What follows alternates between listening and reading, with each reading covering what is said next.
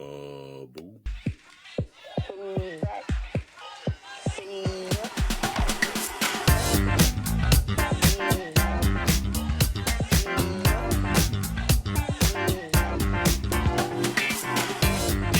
yeah.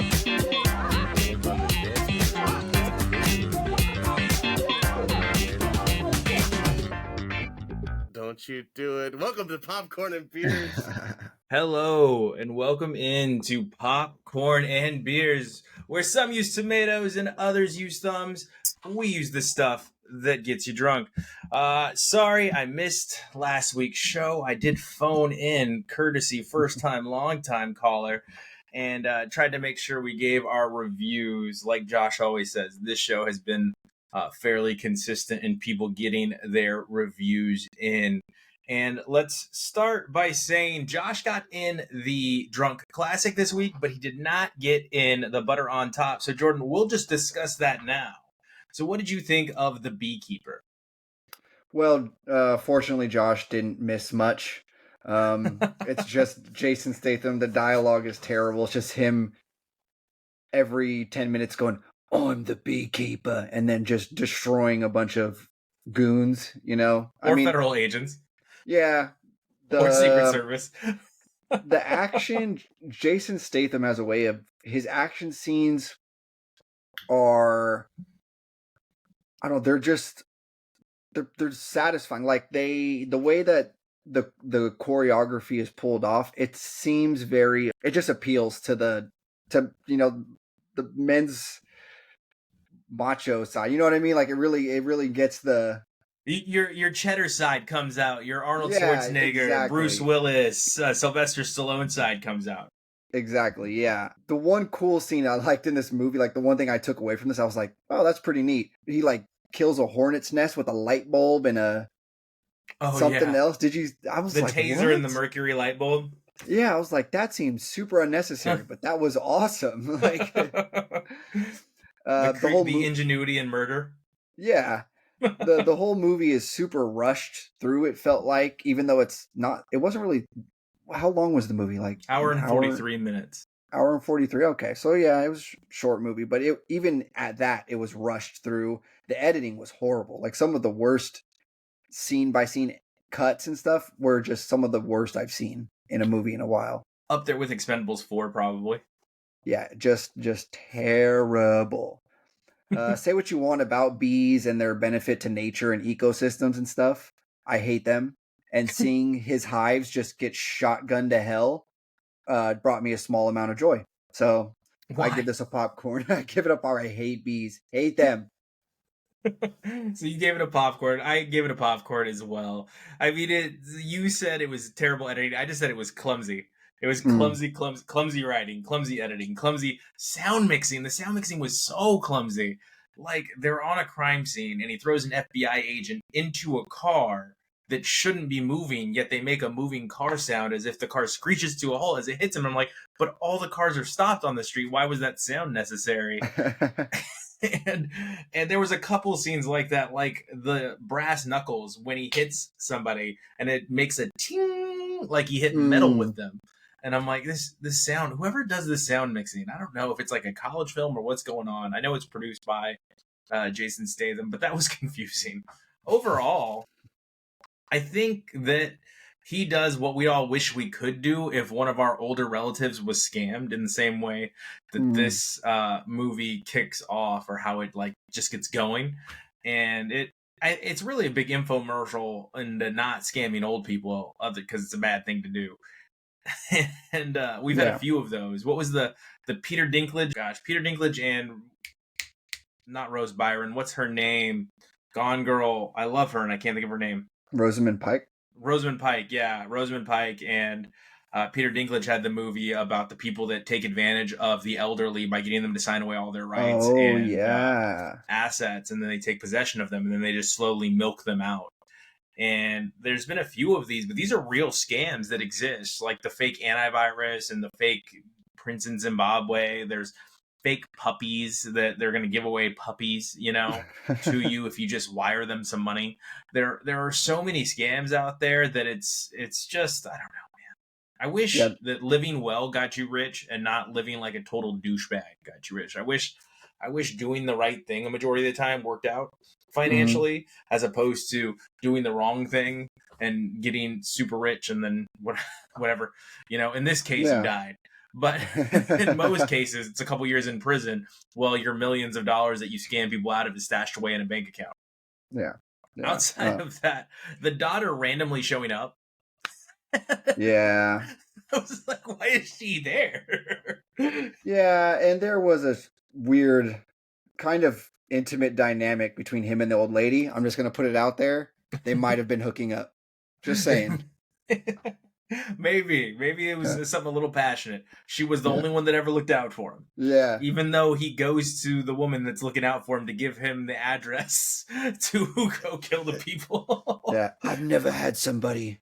Is that what he said? I've never had somebody look out for me. Yeah, every time. She's the first person to ever look out for me. Yeah. And he does have a few just cornball movies. I think he made a movie called In the Name of the King a while back. It's I want to say 2008, 2009 time frame, and it was just terrible.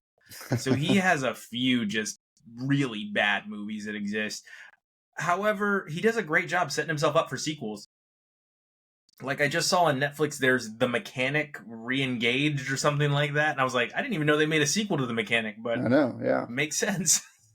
And then they have, The Expendables has 4 movies. Transporter has 3 movies. He has a way of making a film that's going to get a sequel. And that guy can really tear apart a gun.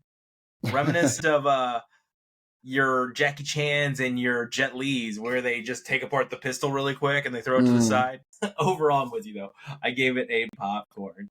Jordan, you did a drunk classic this week, and it made me laugh when I got it. I actually got the drunk classic from Josh, and I rolled my eyes. I was like, are we joking? Are we really going to watch another Shia LaBeouf movie for Jordan? We're going to watch more, too, so...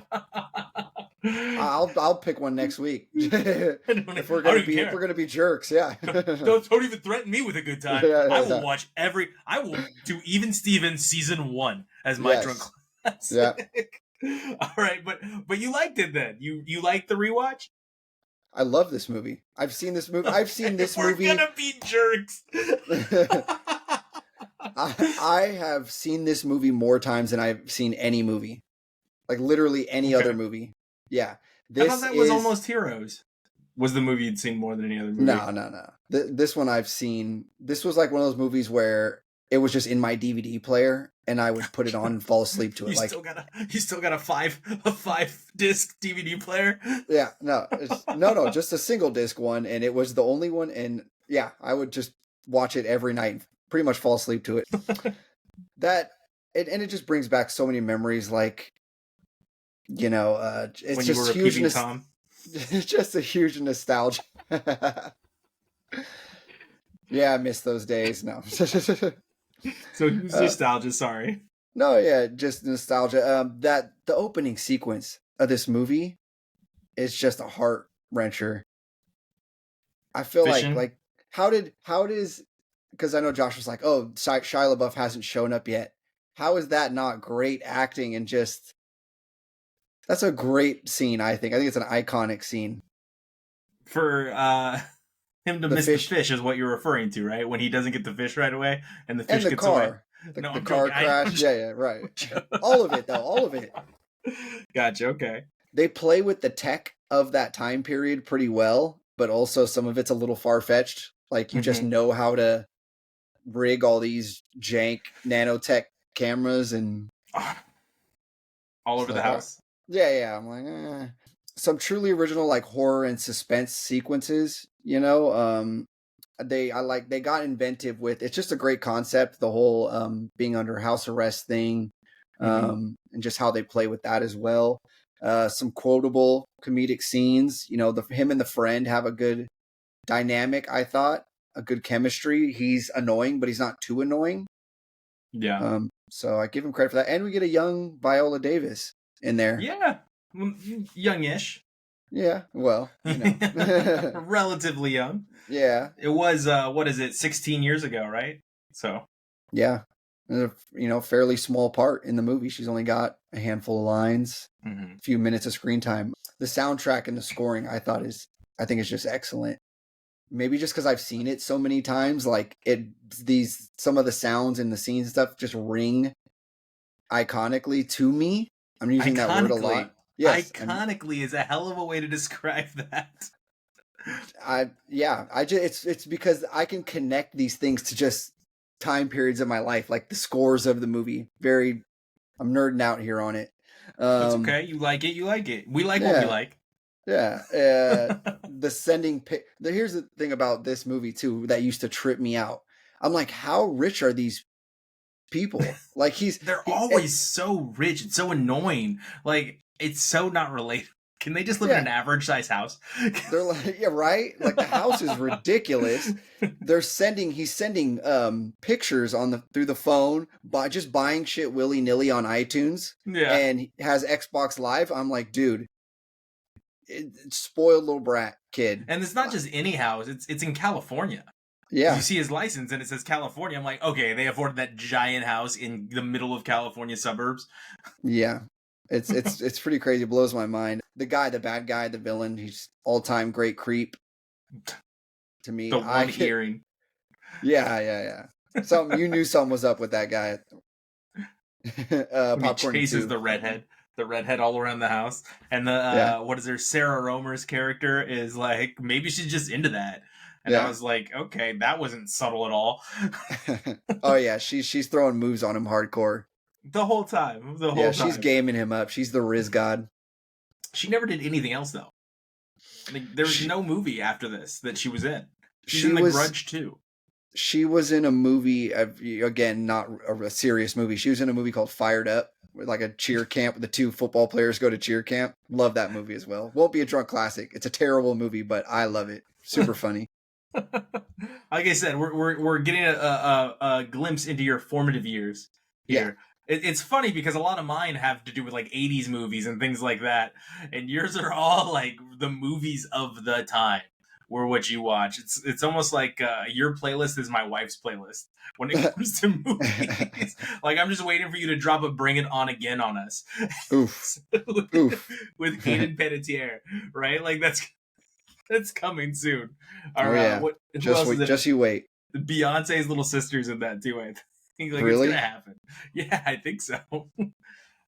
Overall, for me, obviously it's a popcorn for me. I don't think I remember liking it when it first came out, and then I think Eagle Eye comes out right after this movie, and I'm kind of like, how many of these does he get to make?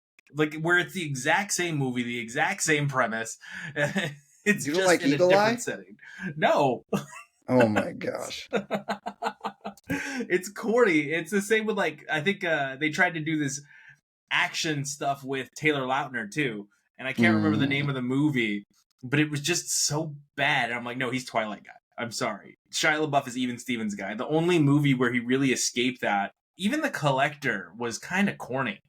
So it was, I would say, Fury was a good pick by you. If you're going to give me a Shia LaBeouf movie, Fury was a good pick by you. I know, but I mean, like, I'm not talking smack. He's very accomplished. There's no, you can't compare your accomplishments to his if you're the average person and say he didn't do anything. He obviously has done a lot. He should have just stuck to movies like this though. He was making a killing. It's the same with what's his name, Frankie Muniz. If they would just stick to movies that they're in, like, just do Cody Banks 9,000 times, okay? You look like a little kid still to this day, and you're like a 40-year-old man, Malcolm. Yeah.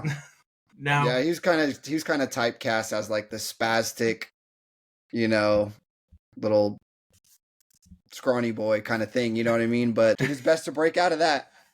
Like I said, Peeping Tom at its peak. His friend is kind of annoying. The teacher had no grounds to bring up his father. Yeah, he deserved that one. Yeah, in the beginning of the movie. I'm not trashing it. It's not like a terrible movie. I'm just giving you a hard time. It is what it is. I know that's kind of a cop-out, but you're getting exactly what you expect to get out of this movie. And it's crazy how many dead bodies he just had in his house. Right. The killer. Like, he moved away from where they found dead bodies, and there were more dead bodies, and it was perplexing how many people he was able to kill in such a short amount of time without getting caught. No, those were there when he moved in. Those aren't mine. Those aren't mine at all. Somebody put those there. I thought this was America. There's a network of serial killer realtors Underground with like random waterways in their house. Yeah, Like, yeah. why is there a well under his house in the middle of suburban California? That made no sense. Why does he have a basement with a Fair well? point. But overall, the funny image that got me the best was when he's peeping on her and he's got his binoculars and she's doing yoga. And if you look at the TV in the background, the yoga pose that's being done is a totally different yoga pose than the yoga pose she's doing. And also, I'm like, oh my God, it's not moving. It's just a frozen image. It's just a person. It's just a picture on a TV. Like, because it never changes. It's always the same image. So That's that hilarious. made me laugh. But yeah, overall, it's a teenage flick. It is. If I was, I would say if I was 18 to 25, I would say, you know what, great movie, man. Really, really good. But I'm not. And it's a popcorn. I don't have Fair. the same sentimental attachment that you have. 2007, I was already in the military. I might have seen this in the theater or rented it or bought it. I might own it. It might be downstairs in my collection as I'm talking all this stuff. Yeah. In that case, I rebought it, I guess. So Josh watched it. He said there's a lot going on with it that that's a miss. Pardon me. Like, so, why am I saying all this? Josh, let's just throw it to you and give us your thoughts. All right. You hate bees? You don't hate bees. You're scared of bees. Well, that's okay. It's fine. Just admit it. You're a beecist. Anyway, Jordan watched Disturbia a lot. Teen movies are okay. You're allowed to watch a teen movie. This is a teen movie that was actually good, though. For the most part, it was decently written, had a lot of faults, a lot of things wrong with it continuity-wise, etc. But good villain, good premise, stolen from Rear Window. That's like a 1930 movie. I'm sorry, probably 1950s, starring Jimmy Stewart. I thought it was okay. I saw it in theaters and then never thought about it ever again. That's how good it was to me. But I left the theater thinking, yeah, it was not a waste of money. Mainly because the villain. And Shy is okay. He's a delivery kind of guy. In no way comparable to Taylor Lautner. Are you really comparing those two, Fry? Really? And Frankie Muniz doesn't act anymore. He's a rich guy who sometimes for fun drives cars. He's a race car driver.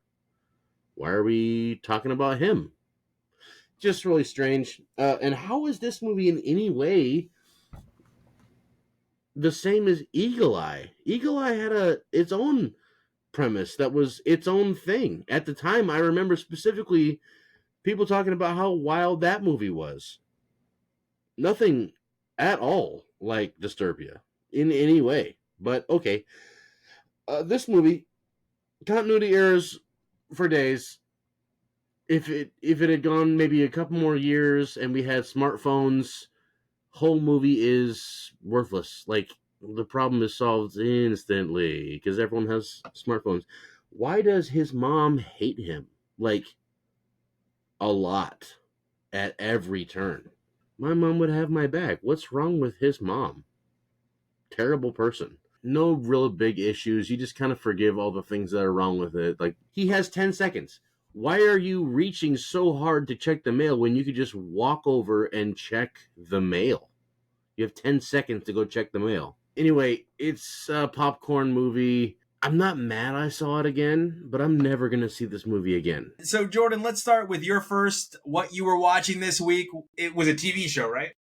Yeah. I watched Ted, the TV show on the Peacock streaming app. It's like an 80s sitcom spoof, kind of without the laugh track, is how they the kind of aura of this, the essence of it. It's the early years of the young character of, what's his name, John or something, with the teddy bear. Yeah. The kid that plays him, the main kid, is like really odd looking and doesn't look like a young Mark Wahlberg at all. But he does. If he only knew what he was going to grow into. Right. Yeah.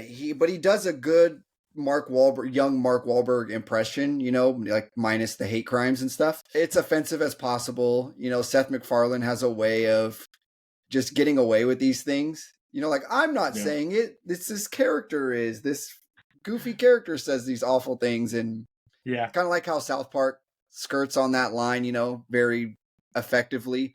It's Product of the time. It was a different time. Well, this is out now, and this is, if you ever watch it's a different time that they're shooting in. The setting is early 90s? Okay. Good point. Yeah. It's edited horribly.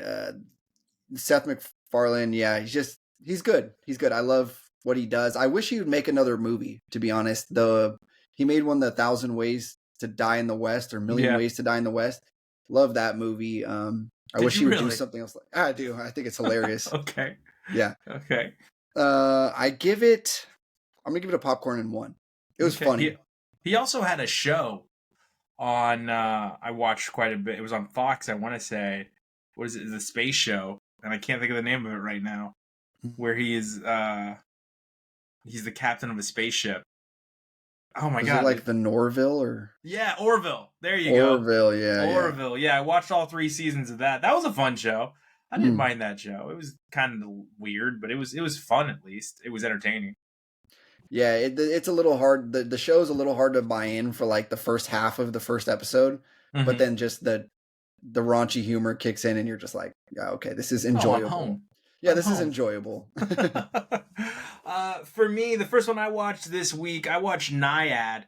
And I know Josh already gave a review, so I'll keep it brief. I gave this guy a popcorn and 2. I think Annette Bening did a great job as Diana Naiad. It's based on a true story where she was trying to swim from Cuba to Florida, basically from the one end of Cuba all the way to the Keys, which would be Florida, which would be the United States of America.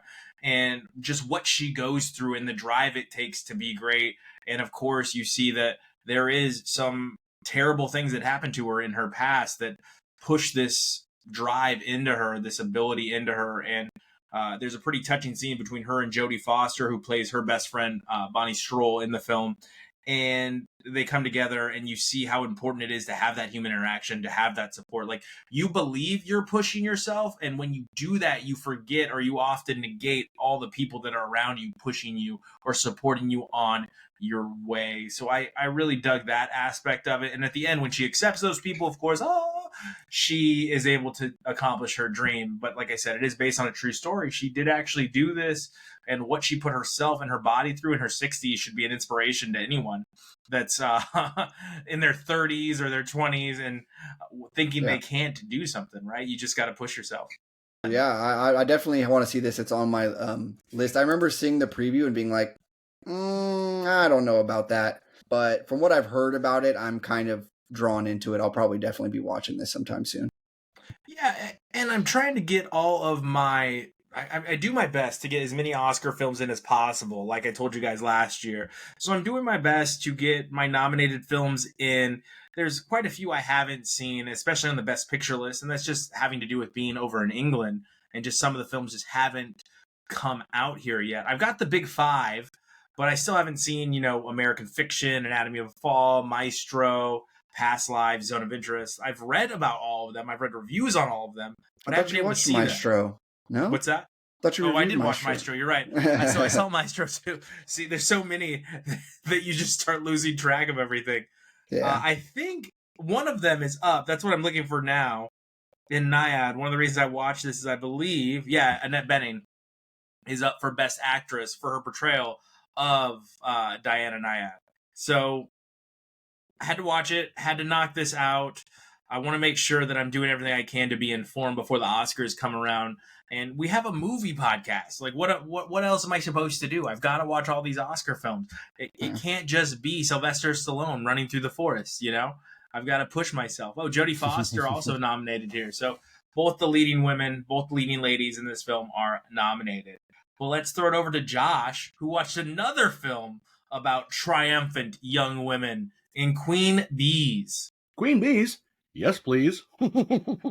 This is a good movie. It's a Hallmark style, but it has its own little twist because it's about the elderly. and it focuses around an old folks home and not wanting to go and finding your own anyway, and not really like a I still got it thing, but at the end of your life, you're still living. And that's part of what this movie's about. There's not really a lot at stake whenever even like the big thing drops and then now you're in trouble, that kind of thing. Even that was just like, okay. I mean, it was low stakes, and it should be, because it's not really a Tom Cruise movie. It's just about some old ladies getting along, and that's it. It's a very sweet movie. I give it a popcorn. It's just something you put on Sunday morning to watch with your parents, which is exactly what I did. My dad didn't like it because there was no guns and no cops, or cowboys or ninjas or whatever. Yeah, that's why I say it's a Hallmark movie. It's just a sweet movie. You leave the movie like, okay, I'm gonna go vacuum now. That's all. Good movie, whatever. Queen Bee's popcorn. All right, so Josh gave that one popcorn, but he said it's a wholesome popcorn. It made him feel good. Have you seen it yet? No, it's on my list, and I don't know, like, it's so not in my wheelhouse, but it surprisingly caught me. Like the trailer for it on Netflix, I was like, this kind of looks funny. Like, I might enjoy this, so I might be watching that sometime soon too. Yeah, I mean, a film that I probably won't be watching is that one, but it's reminiscent of 80 for Brady. I was like, I'm probably never going to watch 80 for Brady. One, for my supreme hatred of everything he put me through for 20 years, but also because why would I watch that movie? Yeah. It was okay. Jordan, what were you watching next? So I watched a movie called Old Boy that we're pretty sure Josh reviewed. It was on Netflix. I watched the original one from, I think this came out like 2002. Mm-hmm. It's all in Korean. It's like parts. So I've been told by multiple people, like, watch this movie. And I don't understand why. Like, who thought that I would like this movie? It's parts of like an interesting original concept, but it just nothing really goes anywhere. It's kind of just a bit of a fever dream type movie. It just stays stagnant. Yeah, there's just a lot of weird kind of psychedelic-y weird flashbacks and cuts, and there's some cool like ways that they just play with, like, oh, I want to do this cool camera shot just for the sake of it, Doesn't exactly work great, but it's like, all right, you tried that. Is there anything worse in like action movies or horror movies or anything than seeing someone have their teeth pulled out like one by one? I'm like, the nails, yeah, because you could see the skin peel away from the nail bed.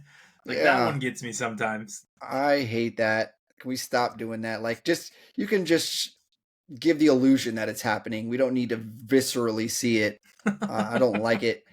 There is a great single shot, and I think this is kind of what I remember from Josh's review, is that there's a great single shot of like a hallway fight where he's like fighting 20 dudes in this hallway, and they just have like sticks, and he has a hammer or something. That was pretty cool. That was like the best sequence of the movie. I wish there was more of that in the movie. Artistically, it's really cool, but it's just a super convoluted story, and it's just downright gross. Just a gross concept that's like, why? Did it have to go there? Does it have to go that far? Yeah. I give this a popcorn. Okay, so a popcorn. Totally a popcorn, yeah. All right. Well, I watched Matilda, and you've already given us a review of Matilda the musical. And I watched Matilda because my wife we watched, I think, American Horror Story, the AIDS season. And it was terrible. It was just the worst. I'm not even reviewing it. That season was so bad. So bad. It was so bad. It was so bad that I won't even be reviewing it. And we wanted something to kind of cleanse the palate, Sometimes you need something to cleanse the palate after you watch a film like that or a series like that. So we watched the original Matilda, and I'm going to give it a pop too. I don't know why. It just hit better than it hit when I was a kid. I hated that movie because my sister watched it over and over and over again. And I think it was just the repetition of how many times I had seen it. I'm like, oh my God, not Matilda again. But you know what? I liked it. Love that movie. Super. Like I've seen that movie 100 times. It's still to this day. You know, when you see somebody really going in on their plate or something, everybody goes Bruce, Bruce, Bruce, Bruce. It is funny because you and Ariel are in the same age group. You're closer in age than you and I are. So that would make sense that movies like that. Like, do you like Drop Dead Fred? I don't know if I've ever seen that. Oh, really? Okay. Yeah. Like, she also watched Drop Dead Fred relentlessly throughout our childhood. So Matilda was kind of like that for me, and I gave it a pop too because I liked it. There is obviously some silly, stupid scenes, right? Like when they're trying to get through the house, you're like, come on. But Miss Trunchbull is an iconic villain. Just an iconic villain. Just great. Her parents are deplorable. Danny DeVito directed it. Danny DeVito narrates it. He's in it. He was great as Wormwood, and he's great as that sleazy car salesman. The mother is great. It's overall just a really fun movie that I think most people would enjoy if they watched it again. So I gave that one a pop too. And then I watched a movie that I probably shouldn't have watched on a flight. I watched Society of the Snow, which is a story of the rugby team that's plane goes down in the 1970s in the mountain range. What is it? What's the mountain range that goes through Chile, Argentina, Is it Patagonia? the Andes? Is it the Andes? Maybe, yeah. I think so. Let's I put see. my money on that. It's checking. Yeah, the Andes. You got it. The Andes. Nice. Yeah, it's funny because I think I knew that deep down because I've wanted to go to Patagonia quite a bit, but then I rethought that after I watched this movie. Now, Society of the Snow it's inspiring, it's uplifting, it's tragic all at the same time, but it's not acted very well. There's a couple of actors that do a really good job in it, but overall, it was lacking, and it was so long that it shouldn't have been lacking as much as it was. It's a tragic story. If you know the story, they had to eat their relatives, their brothers, their sisters, their best friends after they crashed because they starved for about, I want to say, 2 weeks before they started eating the humans. And the only thing that kept the human dead bodies able to eat was how freezing cold it was. So you can only imagine what they were going through. Some plot holes in how they played it out is... Hey, Scoop. Some plot holes in how they played it out was there's a guy constantly smoking. And I'm thinking, man, you got all that luggage that you're not using, all those suitcases, and some of it back then in the 70s probably has some wood or something in it that will burn for a while. Even if you can't have the fumes, just like something to keep you warm, at least for a couple hours, and you could ration that out much like you rationed out the food. But they go through this whole story and they go through how they got rescued. And overall, like I said, I watched it at the wrong time. I watched it on the flight back from Cyprus, which is like a 5-hour flight. And I watched it pretty early on in the flight. And then we hit some turbulence. And I'm like, golly. Uh-oh. Yeah, why did I watch this movie? Yeah. Here we go. Yeah. It's happening. It's happening.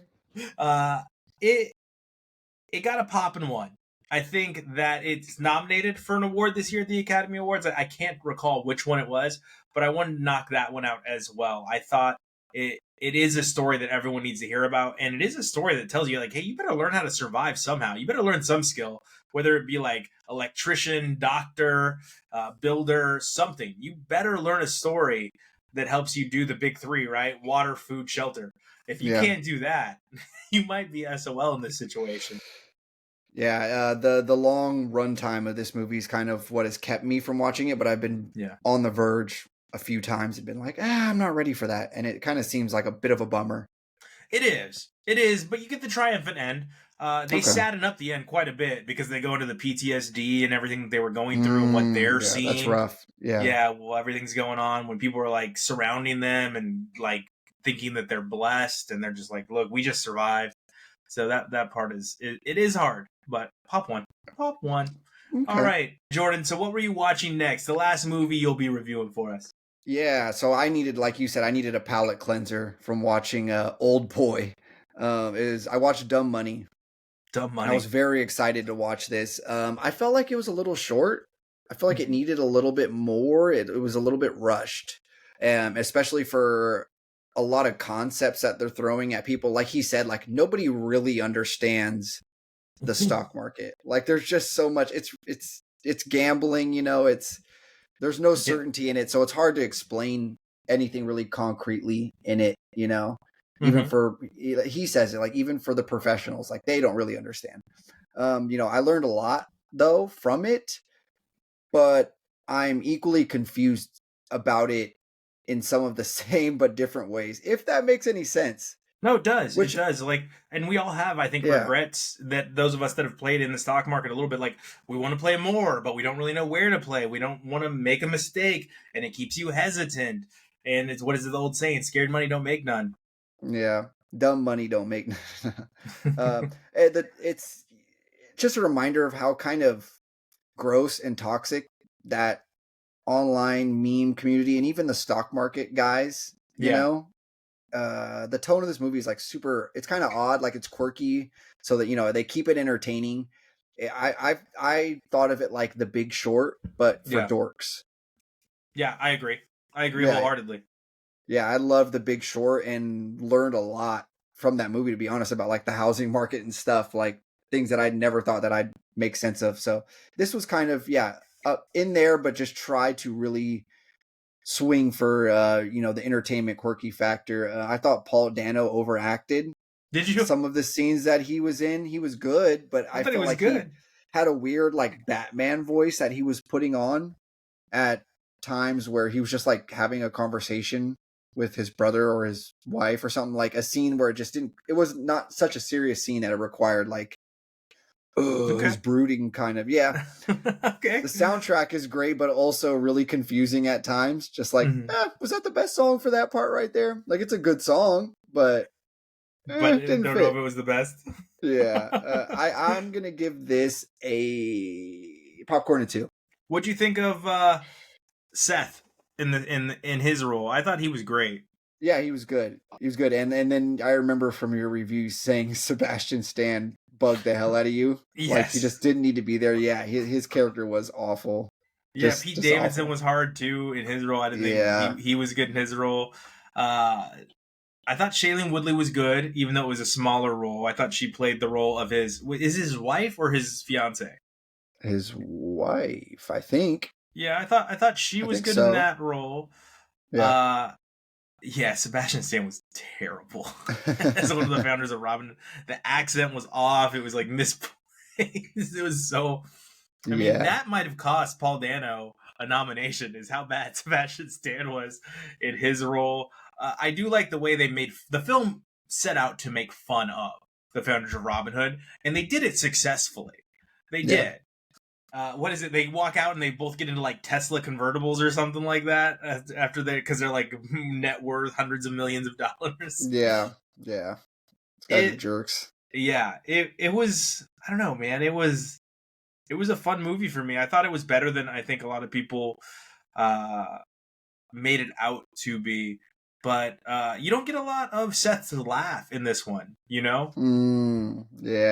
I reluctantly give it a popcorn and 2. I think it's very borderline 1 or 2, but I'm gonna give it a 2. That's fair. Vincent D'Onofrio in it playing Stevie Cohen, the owner of the Mets, right? He owns the Mets now, or is it Tepper, or is it no? It's Cohen, the owner of the Mets. It is Cohen, the owner of the Mets. Yeah. And that was fun. But yeah, I'm with you. I understand where you're coming from. The last movie I watched this week was Rustin. Like I said earlier, I'm trying to rattle through some of these Oscar films so I can catch up before the Oscars are here. Coleman Domingo, I think, deserves his nomination, but at times his voice was in and out when he's doing the vocal, I guess, range of the actor or of the character that he's playing as Coleman Domingo. As Rustin. Coleman Domingo as Rustin, As Coleman Domingo. But a little, a little background on it. He is the one that organized the 100,000 man march on Washington, D.C. for Martin Luther King. And he's the one that convinced Martin Luther King to support it. Meanwhile, you get a little background that you may not know. I didn't know that the NAACP opposed this march. They didn't want to have this march.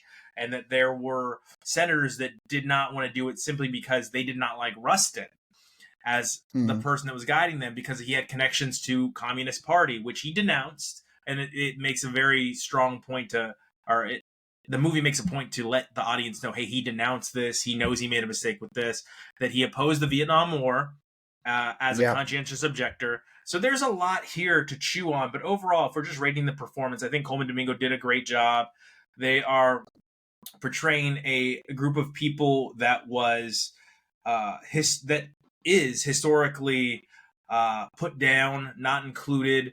They go into women and how women aren't really included and still aren't included in today's world, and how they had to fight for their place then. They talk about the LGBTQIA plus community and how they deserve a place and how it had to be hidden for men of power back then.